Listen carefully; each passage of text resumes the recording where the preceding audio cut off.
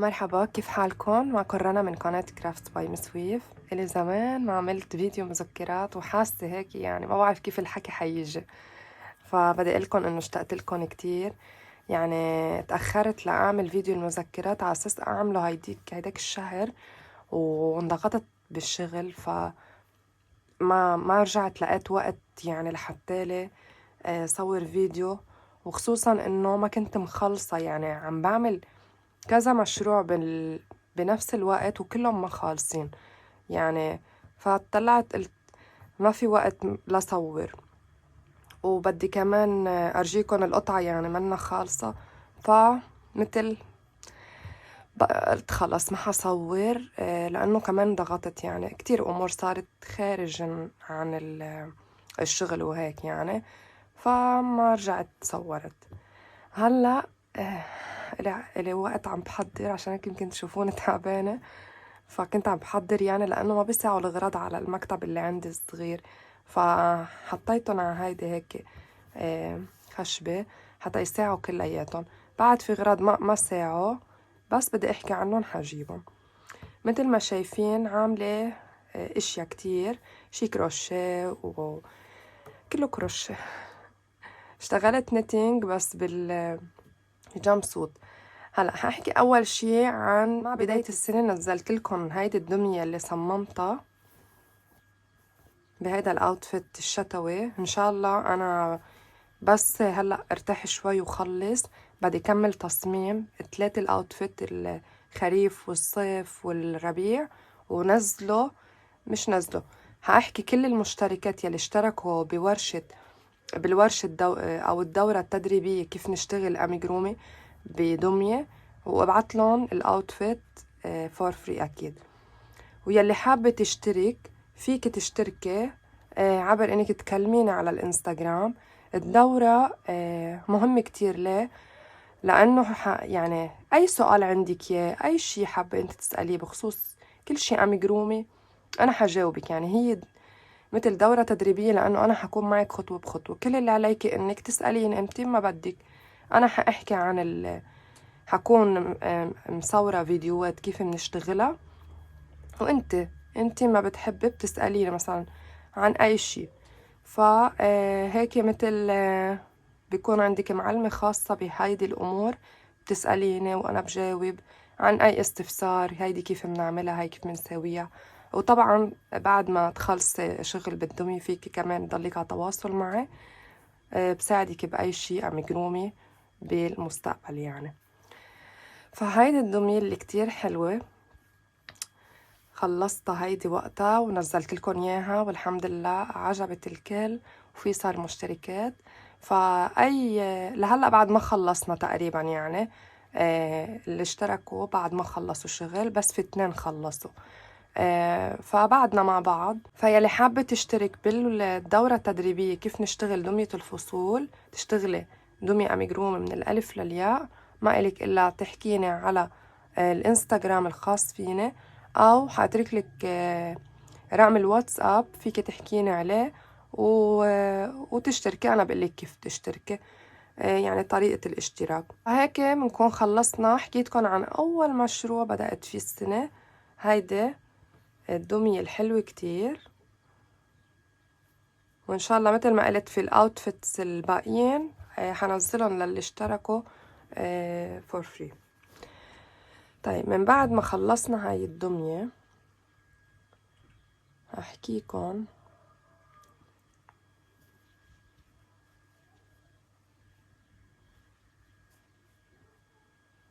طيب هحطها على جنب لأن ما في محل. تاني شي كنت عم بصمم من فترة بعيدة شوي جامب سوت، حطلكم صورته. هيدا البيبي جامب سوت، يمكن خلي اسمه هيك بعد ما خلصت يعني. لحديت هلا اسمه بيبي جامب سوت. كنت عم بصممه وحاليا كنت شاغلة 2 ومنهم معي أهديتهم. ف اشتغلناه أنا وزوزو زينب صديقتي على الإنستغرام. اشتغلته وعطيتها التصميم، واشتغلت لي هي المقاس الثالث. تأكدت لي من الأعداد وإذا في أخطاء، يعني عملت مثل اختبار للمقاس الثالث، بس كان إنه بدها تحط هي الأعداد للمقاس الثالث، لأنه أنا اشتغلت الأول والثاني وانضغطت بالشغل والطلبية، فطلبت مساعدتها وما قصرت، ساعدتني كتير. طلعت لي أرقام المقاس الثالث وخلصته هي واشتغلتها. حط لكم صورة من شغلها، وححط لكم تحت بصندوق الوصف حسابها الانستغرام. رجعت حبيت أعمل هو هيدا التصميم، أعمل له اختبار من قبل عدة بنات، يعني يمرق باختبار تاني من عدة بنات حتى وقت نزله للتصميم يكون كلياته صح إن شاء الله. إلا ما يطلع أخطاء، يعني بتعرف وقت التصميم إلا ما يطلع أشياء بتسهى عن الواحد، فعشان يكون مضمون وإن شاء الله ما في ولا خطأ، فنزلت بوست طلبت فيه المختبرات يختبروا للتصميم. بصراحة يعني عن جد اتفاجأت، ويعني هيك قلبي عن جد كبر فيكن. كنت حاطة ببالي يعني اطلب 6-7 مختبرات، آه ما قدرت اخد الا بتذكر 22 شخص، بس ما قدرت اكتر. ليه؟ والله مش انا لو بصحلي كلكم تعوا اختبروا لهيدا، مع قلبي احلى من العسل، بس انا ما فيني لحق على، يعني أنا لحالي، يعني لو عندي فريق عمل وهيك يعني إن شاء الله ما بتفرق، بس أنا لأني لحالي فعارفة هيدا فوق قدرتي. ف حاليا إن شاء الله مستقبلا ليش لا، حاليا عم بأبدعوا البنات عن جد، آه، عم بيشتغلوا بالجامب سوت.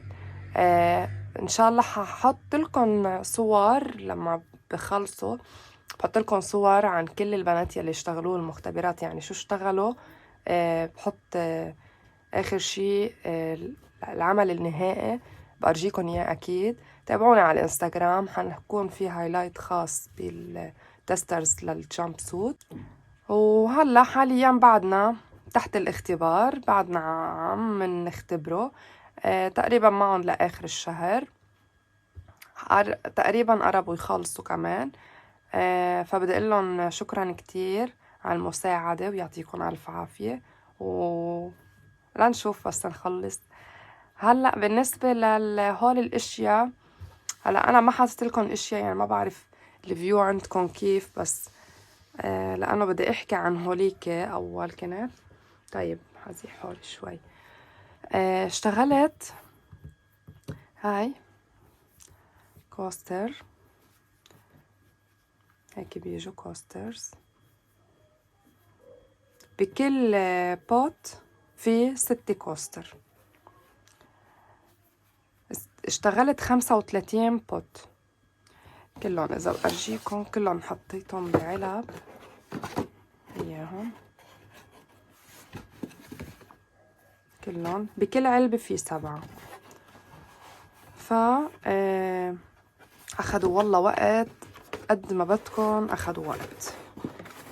متعبة الطلبية، بس تكون فيها تكرار، بتحسوا بالملل وهيك يعني. بس شو بدنا نعمل هلا؟ هون العلبة أنا طلعت بالعرض صغيرة، فبدي شوف كيف بدي غلف لهن. هالتالي هاي بالمقلوب عم بفتحها هون.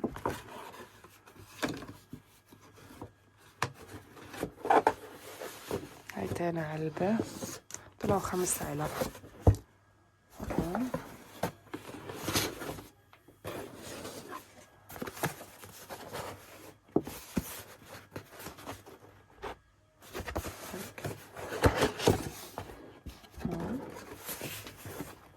هاي آخر علبة، فكلهم خلصتهم هولي كلياتهم. أخدوا وقت مثل ما قلت، يعني ما في شي، بس في أوقات إشياء بتحسوها سلسة أكتر من شي.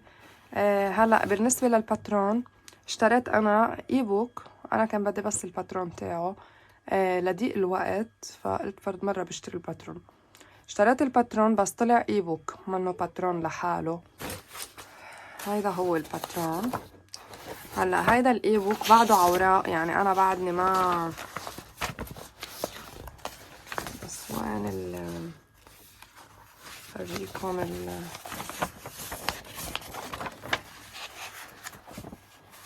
هيدا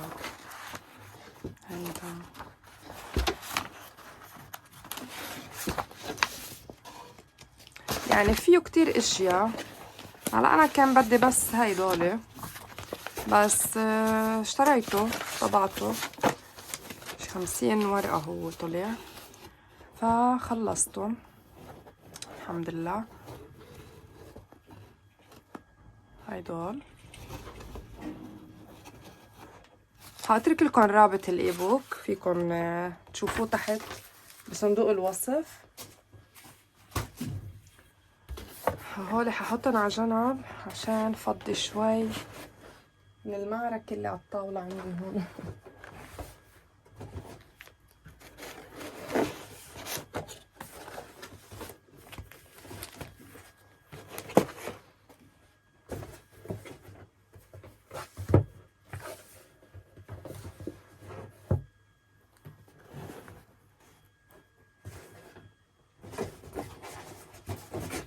اوكي طيب، بالنسبة للدمية اللي من تصميمي أنا عملت لها باترون مكتوب، بس لأرجيكم إياه نسيت. ملف للبادي بيسك بادي وملف للأوتفيت. إن شاء الله بعد بدي أعمل 3 أوتفيت مثل ما قلكن قلت، وبدي أعملهم على ملف.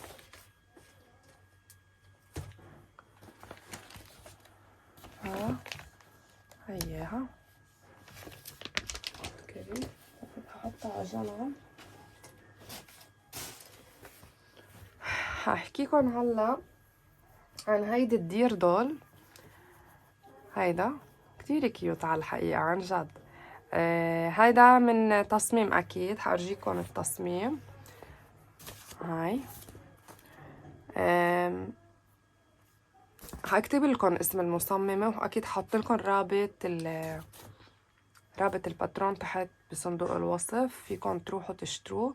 يمكن بمدونة كان، مش على إتسي، يمكن بمدونة.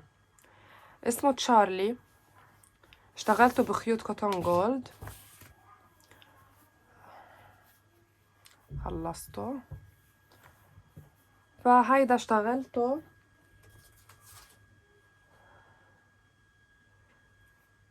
ما أخذ مني يعني كتير وقت، بس لأنه كنت عم بشتغل فيه شوي واشتغل بالغراض هوليك شوي، بس هو إذا بدي أقعد اشتغله هيك لحاله ما بياخد مني يوم بكون خالص. هترك لكم رابط الباترون المكتوب تحت بصندوق الوصف. طيب هحطهم على جنب. طيب هلا بدي احكيكم عن هول الكوشنز المخدتين يلي اشتغلتهم. بس لحظة احاول وطي شوي الترايبود ونرجع. هاي اول كوشن. هلا هيك بتحسوا في فراغات ما بيأثر، الحشوة تكمش بعد فترة، فأنا ما بدي تصير كتير رقيقة عند الزبونة عشان هيك. فهاي أول كوشن، هاي من الخلف. هلا أنا هون بعدني حاطة هولي حتى يفرد الخيط، يفرد هولي بدي اشيلهم ارجع أكيد. هون الأزرار، هاي من الخلف.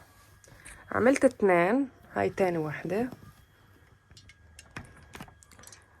كمان نفس الشي بدون بترون بشكل ارتجالي يعني على الصورة، وطريقتها كتير سهلة يعني بس نعمل هول البوب كورن أو البابل عفوا، وتشتغلي على القياس اللي بدك إياه. فاشتغلت هول الاثنين كوشنز.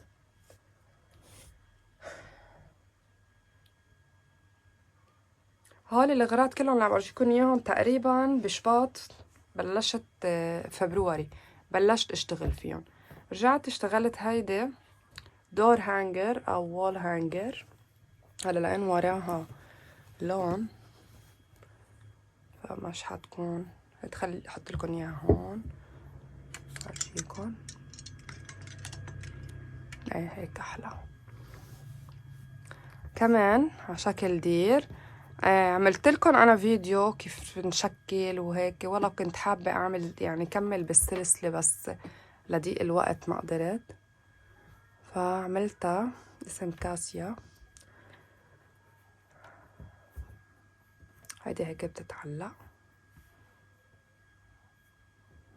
فهيدا المشروع كمان هاي تقريبا ب16 فبروري خلصتها. هحطها على جنب.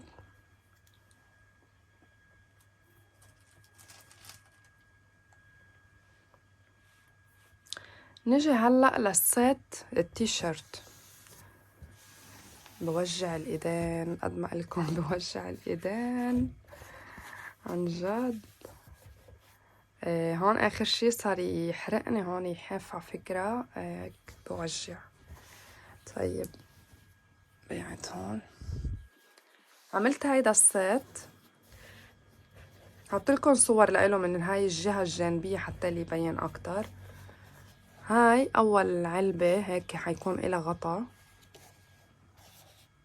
حلوة كتير. اشتغلت على فتلتين حتى تكون كتير سميكة ما تكون هيك.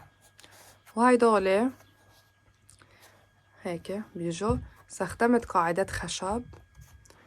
وهيدي رح أرجيكم قاعدة الخشب مثل هول، مثل هول القاعدات.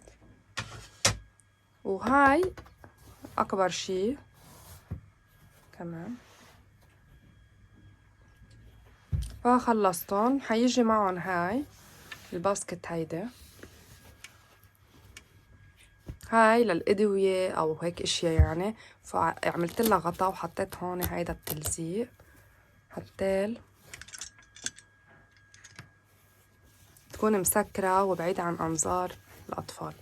فهول الست خلصوا. هلا بدي أرجيكم كمان معهم عملت لاندري باسكت، يعني باسكت كتير كبيرة للألعاب أو الغسيل. شو كيف بدي صورها. هاي عملت لها الغطا، ليكو الغطا كيف.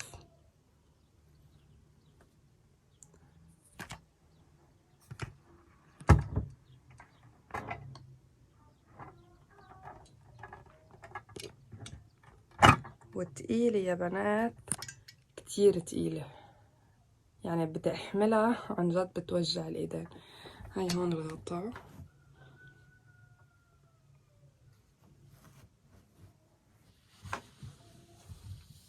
هاي كلها الحمد لله.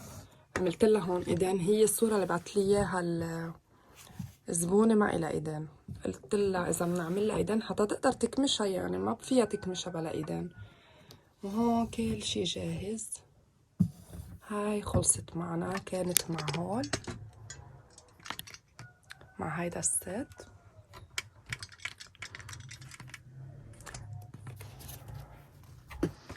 طيب حبيعدهم لهول على جنب لأن عن جد اخدين محل. عملت معهم سجادة كبيرة، كاربت كبيرة.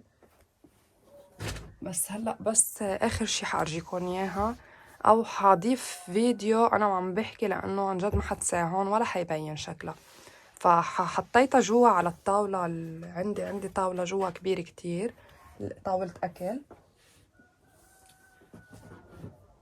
فهي هونيك حصورها هونيك إن شاء الله الإضاءة تكون يعني حلوة.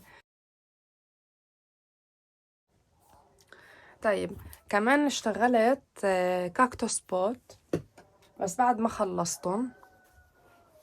الكيوت الطلبية قريبة شو اسمه، هاي كيوت. هول 2 البوت هيدا بعدلي شوي، بدي احط الوردة وبدي اعمل له سبايكس. هو اللي بدي اعمل له. لوطي شوي كنت عم بقول هالطلبية بتشبه اللوجو تاعي. لايكو شو حلوين. هاي حيكون هون في وردة، وحيكون في هيك شوك باللون الخيط أبيض، حصير أربط خيوط أبيض. وهيدي البوت. حاعمل وحدة تانية، هيدي مش اللي حابعتها للزبونة، هيدي تجربة، حطيلي اكتب الباترون، فطلعت شوي كبيرة عن المطلوب. أنا بدي إياها 20 سنتي، هاي 20 سنتي، فهيدي طلعت شوي كبير، فبدي أعمل هلأ وحدة بلشت فيها، يعني عم بشتغل البوت، وبدي أعمل بعد الخضار، يعني بدي عم بشتغلها.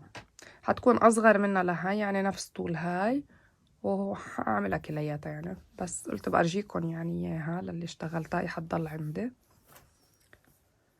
فهول 2 كمان معهم. كمان اشتغلت بالتيشيرت يارن، هيدي السلة كيوت، لونها كتير حلو. هذا اللون باودر بينك، كمان على قاعدة خشب. حطيت من نفس الخيط، حبيت أعمل بابيونة وغيرت، كنت عم بشتغل هون الغرزة غير، حتى هيك تكون كتير جامدة. فهيدي كمان خلصتها. وفي كمان هول الحلوين المشرومز، هيك شو حلوين، عن جد حلوين كتير. بعتتلي زبونة صورة المشروم صغار، قالتلي بدي اياهم عكبير. هاي يعني أقرب طريقة ليطلعوا كيوت وحلوين. كان بدها وحدة 40 سنتي ووحدة 25 سنتي، فهاي 25 وهاي 40. إذا لقيت هيك كم صورة حلوة يعني حصورهم، ححطهم ضمن الفيديو، انتو عم تحضروا بتشوفون. لأن تصوير ما بعرف إذا يبين جمالهم. استخدمت خيوط كوتون جولد أكتر يعني الطلبية. طيب هلأ وصلنا لأرجيكم شو عملت. حكون عم بحكي بس أرجيكم شو عملت، وبس هحط لكم فيديوهات لأنه صاروا عند أصحابهم الغراض، منن معي. هلأ عملت طلبية، كان نحن عنا ب9 آذار مارس، يعني عنا بصادف عيد المعلم تيتشر داي. ف ما كنت قادرة اخد طلبيات بصراحة هيدا الموسم، بس كان في كم زبونة عزيزة على قلبي ما قدرت يعني ما لبيها بهيدا يعني بس طلبت. فعملت طلبية، عملت طلبيتين، ما قدرت اخد اكتر، عم بشتغل كنت كتير وايدي عم تجعني اصلا. فعملت هول الاقلام الحلوين اللي عم تشوفون، عملت 7 8 واحد جيفت كان. عملتهم ملونين ألوان، عجبوني كتير، وولاد استلطوا بدوا منهم. على أساس بعدتن أعملن، بس مشاكلي يعني. فبعت لها هن وسلمتن وكيفت عليهم كتير. رجعت عملت طلبية مكرمة كيتشين، علقت مفاتيح بس مكرمة، حط لكم الصور. فهول المكرمة كيتشين نزلت لهم عندي على القناة فيديو فيكم تحضروه. يعني حاولت قد ما فيني اشرحها بطريقة مبسطة، وحكيت كل التفاصيل بالفيديو الخاص بهيدي علقة المفاتيح. كتير حلوة وهيك يعني مرتبة، وإذا طبقتوها ما تنسوا تبعتولي تطبيقاتكم، كتير كتير حانبسط. فاشتغلت منهم كتير، اشتغلت هول 4 يلي بالصورة، واشتغلت 8 بس بعتهم لصاحبتهم وما صورتهم. فبس نفس هول يعني بني لون الزهر والبيج. فمثل ما قلت موجود الفيديو على القناة، من كم يوم نزلته للفيديو، فمشاهدة ممتعة. حاترك لكم الروابط كلياتها تحت بصندوق الوصف. يعني أي شيء أنا حكيت عنه بالفيديو حتلاقوا رابطه تحت بصندوق الوصف. كمان اشتغلت لعيد المعلم هول اللوحات الكيوت اللي عم تشوفون، معلمة مع التلميذ والمدير مع تلميذة. فهول عملتهم هول لولاد اختي ليا ومجودي. لولاد اختي حبيت اعملن اياهن. كمان بدهم يقدمون للتيتشر. هذا مجود الصغير ونيكي ليا. فهولي من خالته لإلكن. شو كمان، من بعد ما خلصت هول اللوحات بعد لولادي ما عملت، لميلا وإلينا ما عملت لهم. ان شاء الله هلا عم صوركم الفيديو اليوم. قديش شهر اليوم نهارة الأربعاء. بكرة عيد المعلم الخميس، بيكون ب9 اليوم 8 الشهر. ب9 عيد المعلم بس معطلين. فأنا هاليوم وبكرة حاشتغلن لأولادي، حأعمل هيدي الوردة، حطلكن صورتها. بدي أعمل يعني 4 وردات ما كتر. وجبت كرافت بيبر وكل شي. فبدي أعملهم، ونهارة هني عندهم دوام نهار الجمعة، ب10 بس يروحوا ب10 مارس بياخدوهم للتيتشرز معهم. فإن شاء الله بهاليومين يعني أكيد حأعملن يعني والله إذا ما بعملن ليزعلوا. فلا حأعملن. طيب بدي أرجيكم بعد تقريبا آخر شي قربت خلص. حسيت كأنه بسرعة يعني عم بحكي، بس إلي زمان ما صورت معكم فيديو. طيب هيدي طلبية بس بعدني ما خلصتها، عم بشتغل فيها حاليا. هلا ما حافتحهم عشان هيك.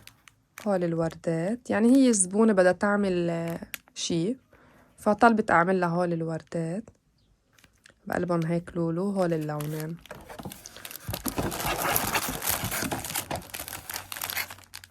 وهيدا الدبدوب هيدا البني. كمان بدي أعمل مثله هو ذاته باللون هيدا اللون، هيدا البيج. فبدي أعمل بعد واحد. بصراحة خلص عند الخيط وطلبت اليوم بيوصلني، فشي يوصل الخيط بدي أشتغل بني تاني. اشتغلته أول شي ارتجالي وكتبت الباترون عشان بدي أشتغل بعد واحد. وهيدي الوردة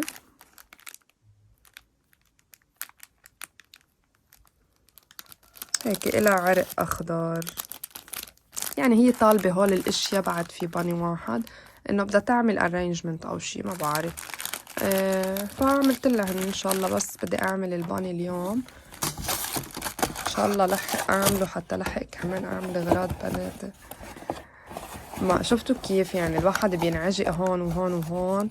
والتصوير حتى فيديوهات تعليمية ما عم بنزل لأنه ما في وقت، وما عم بلاقي هيدا الدعم وهيدا التشجيع حتى أنا أترك كل شي وأتفرغ للتصوير وهالاشياء. يعني الواحد نحن يعني بالنهاية نحن بشر منحس بملل إذا ما لقينا حافز أو داعم أو. فهي لا شعوريا بتبطل من الأولويات. فقلت خليني خلص الطلبيات، وإن شاء الله والله ببالي في أفكار كتير نزلكن إياها وتدروسي كتير. نشوف دعمكن ونشوف هيك يعني مثل متايل. يعني كان في كتير يوتيوبرز إنه مثل مثلا إنه بينزلوا شروحات وهيك وقفوا، لأنه ما في يعني هالدعم يعني هو نحنا منحس بهالشي. إنه نحنا عم نقضي ساعات وساعات، خصوصا المونتاج إذا فيديو تعليمي. لا مونتاج الفيديو المذكرات يعني منه سهل، بس يعني ما فيه ما مثل مونتاج الفيديو التعليمي. وأنا كل ما بدكن مثلا شغلة إنه بنزلها، حتى لو صعبة مثل التنورة التريكو ما حدا بيقبل يشرحها بصراحة، لأنه أخدت وقت كتير، أخدت وقت وأيام ولا أقدر وصلكن المعلومة أو شكل يعني اللي هيدا، بس ما حسيت يعني في عليها هالتفاعل بصراحة. فعشان هيك إنه أي حدا بده يعمل شغله ويتعب فيها وهيك، إذا ما لقى في هيدا الأخد والعطا وهيك، هذا الشيء بدون ما الواحد يحس، حتى لو أنا مثلا مكافحة ومثابرة وهيك، فلا شعوريا بيصير الواحد عنده هيك هيدا الهبوط بهيدي الناحية. فهلأ أنا وقفت شوي، ما قدرت نزل، ما لأني أخذ موقف، والله لأ أكيد. بالنهاية يلي بده يدعم، يلي بده يعني، أنا عارفة مين عم يدعم، عارفة مين عم بيحضرني. أنا قصدي يدعم مش ضروري بشكل مادي، يدعم من خلال مشاهدة، اللايك، يعمل شير. فأنا كتير بقدر هيدا الشي وبدي أقولكن شكرا كتير كتير أكيد.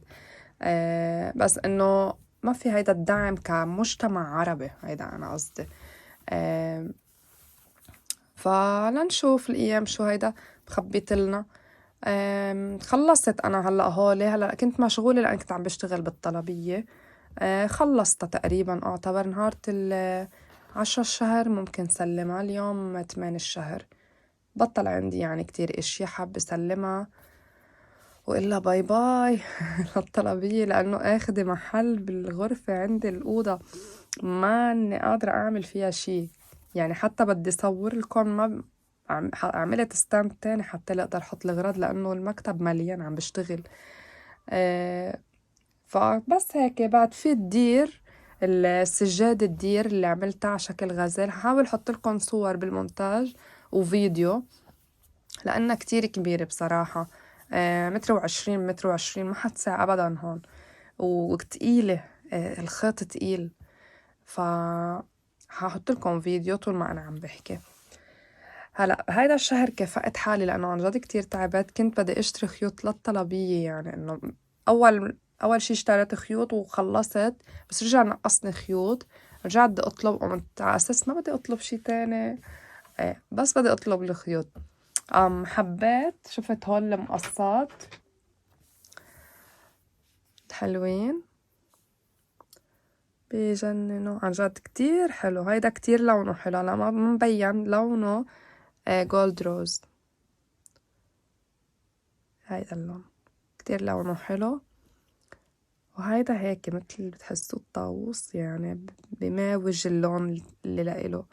فكافأت حالي واشتريت هول المقصين الحلوين. ويعني أكيد كنت عم بشتري أشياء متفرقة استخدمتها. بدي أتأكد إذا حكيت عن كل شي. ما بعرف قد ايه الفيديو، يعني مبين عندي 36 دقيقة بس، يعني حيكون قصير. ما تزعلوا مني إن شاء الله. هولي ما فيه حكي كتير يعني هيدا الفيديو، لأنه هول الأشياء يعني ما، وأنا إلي زمان ما عملت فيديو، فرايح عندي هيدي اللت والعجن والحكي وهيك رايح. ما تنسوا تعملوا لي لايك للفيديو وتدعموني بكومنت، بلايك، بتعملوا شير لقناتي. وفي كبسة الثانكس، إذا في اللي بتحب أكيد تدعمني فيها كبسة شكرا. أنا كتير بقدر هيدا الشي بعود لدعم القناة. وأنا هيك بصير الواحد بيتحمس حتى يقدم أكتر وأكتر. تابعوني على الإنستغرام، ما تنسوا. كنت شوي أكتف هونيك بآخر فترة، لأنه انشغلت كتير بشغل الطلبية. يعني أنا إلي بشتغل فيها للطلبية، انتو بتشوفون هيك يمكن للأغراض، بس أنا إلي من أول السنة عم بشتغل فيها للطلبية تقريبا، من أول السنة، من شهر 1. هلا نحنا شهر 3 وقربت خلص. يعني أنا إلي شهرين وشوي. تعبت كتير. بنفس الوقت كنت عم بكمل تصميم وعم بشتغل التصميم. وهلأ وفتحت الدورة كمان، كنت انتبه على المشتركات ورجعت فتحت إنه الاختبار كمان، عم بنتبه للمختبرات. فأبدا راسي مو معي يعني. بس يلا كلياته قرب يخلص إن شاء الله. برجع بكمل بهدفي للقناة، برجع بنزلكن الفيديوهات اللي انتو كنتوا بدكن اياها واللي انا حابة اشرحها على القناة. وإن شاء الله أي شي ارتجالي اشتغلته بالفيديو هيدا أرجيتكن إياه عفواً، بشوف إذا بقدر نزلكن إياه كمان شرح. بالنسبة للاختبارات، في عندي كتير اختبارات أميجرومي هلأ حالياً عم فكر نزلها، فتابعوني على الانستغرام عشان بس نزل بوست إنه بدي مختبرات للدمى أميجرومي أنا عملتها، دمى كاركترز كتير حلوين. عملتهم من زمان وفي اشي أحدث بس بعد ما منزلتهم. هلأ السبب يلي عم بيخليني أتأخر إنه ما نزل دايما التيست لأنه بدي أكون عاملتهم أنا بصمم بالإنجليش، فبدي أكون مترجمته للعربي، فهيدا الشي اللي عم بخليني أتأخر إنه النسخة اللي بالعربي ما عم تكون موجودة. هلأ أوكي نحن عرب وكل شي وهيك، بس الكتاب بالعربي باختصارات إن كان باترون نيتينج أو كروشيه بصراحة يعني هيك صعب إنه كل كلمة كبيرة ما فيك تجزئيها مثل اللترز الإنجليش، فالاختصارات الإنجليش بيسهلوا كتابة الباترون بالإنجليش. بس ترجمه للعربي الاختصارات ما فيني اكتبها اختصارات، يعني مثل السحل ما فيني دايما اكتب ساعة، طب ما يمكن هي بتدل حرف الساعة شي تاني. فعشان هيك اللي بأخرني كان إنه ترجم الشي التصميم الإنجليش للعربي. بس تقريبا قربت خلص، يعني تقريبا صرت مترجمة 3/4 التصميمات الكاركترز اللي صرت عاملتها.